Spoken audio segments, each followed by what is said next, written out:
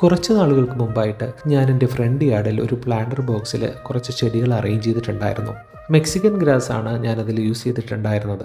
പ്രോപ്പറായിട്ടുള്ള കെയർ കൊടുക്കാൻ പറ്റാത്തത് കാരണം അത് ഇച്ചിരി നശിച്ചു പോയി.